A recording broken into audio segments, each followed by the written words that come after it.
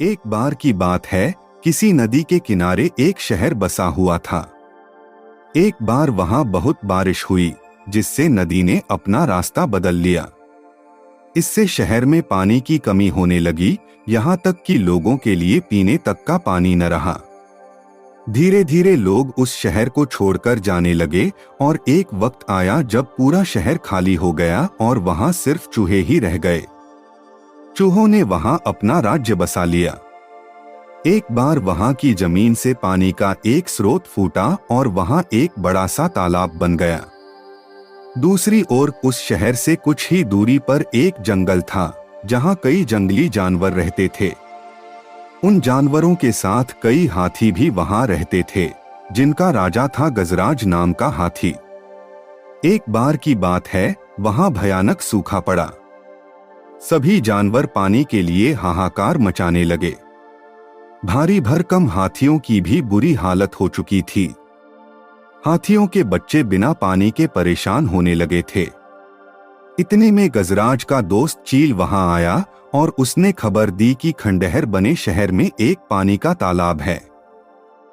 यह सुनते ही हाथी अपने बच्चों और बाकी साथियों को लेकर शहर की तरफ चल पड़ा। कई हाथी उस ओर चल पड़े। रास्ते में चूहों का शहर भी पड़ा। उन विशाल हाथियों के पैरों तले कई चूहे दबकर मर गए। इतना ही नहीं, हाथी फिर उसी रास्ते से वापस आए और कई और चूहे फिर मारे गए। ऐसा कई दिनों तक चलता रहा और इस बात की खबर चूहों के राजा मूषकराज तक भी पहुंची। वो इस बात को लेकर बहुत चिंतित हुआ।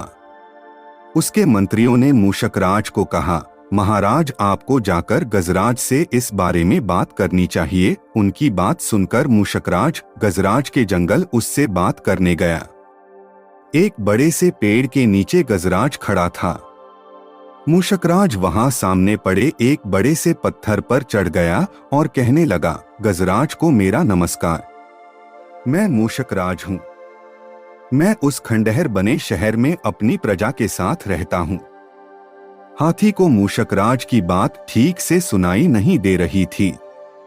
वो थोड़ा नीचे झुका और चूहे की तरफ अपने कान करके बोला, हे नन्हे प्राणी, आप कुछ कह रहे थे, क्या आप फिर से कहेंगे? यह सुनकर मूषकराज ने फिर से अपनी बात दोहराई, मैं मूषकराज हूँ। मैं उस खंडहर बने शहर में अपनी प्रजा के साथ रहता हूँ। आप और आपके अन्य हाथी मित्र जब भी तालाब की ओर जाते हैं तो कई चूहे आपके पैरों तले दबकर मर जाते हैं। कृपया करके ऐसा न करें, वरना बहुत जल्दी हम में से कोई नहीं बचेगा। यह सुनने के बाद गजराज दुखी होकर बोला, मुझे पता ही नहीं था कि हम इतना बुरा कर रहे थे। हम तालाब तक जाने के लिए कोई और रास्ता ढूंढेंगे। यह सुनते ही चूहा बहुत खुश हुआ और बोला, गजराज, आपने मुझ जैसे छोटे से प्राणी की बात सुनी, मैं आपका आभारी हूँ। भविष्य में कभी भी अगर आपको किसी मदद की जरूरत हो तो मुझे जरूर बताएं। गजराज ने मन में सोचा कि यह इतना छोटा सा जीव मेरे किस काम आएगा, इसलिए उसने चूहे को मुस्कुराकर विदा किया। कुछ दिनों तक सब कुछ ठीक चल रहा था कि एक बार पड़ोसी देश के राजा ने अपनी सेना को मजबूत करने के लिए हाथी रखने का फैसला किया।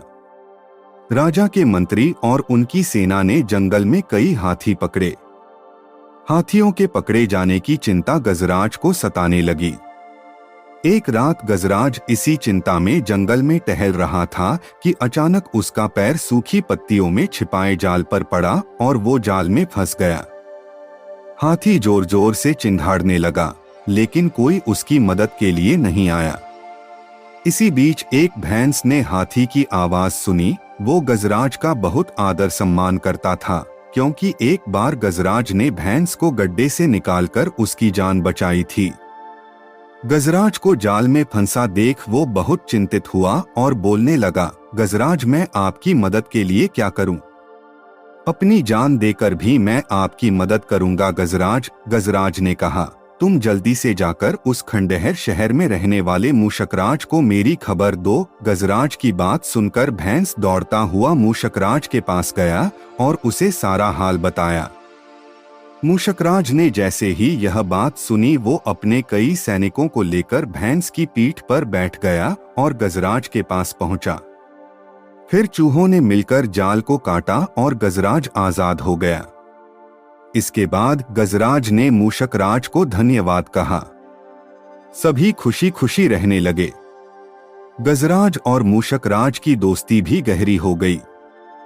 दोस्तों, इस कहानी से हमें ये सीख मिलती है कि कोई भी प्राणी छोटा नहीं होता है। जरूरत होती है तो बस प्यार और विश्वास की। आपसी प्यार हर तरह के दुखों को दूर कर सकता है। Moral stories in Hindi podcast को सुनते रहिए और अपने दोस्तों के साथ शेयर करना भी मत भूलिए। मिलते हैं अगली कहानी में, तब तक अपना और अपनों का ख्याल रखें। धन्यवाद।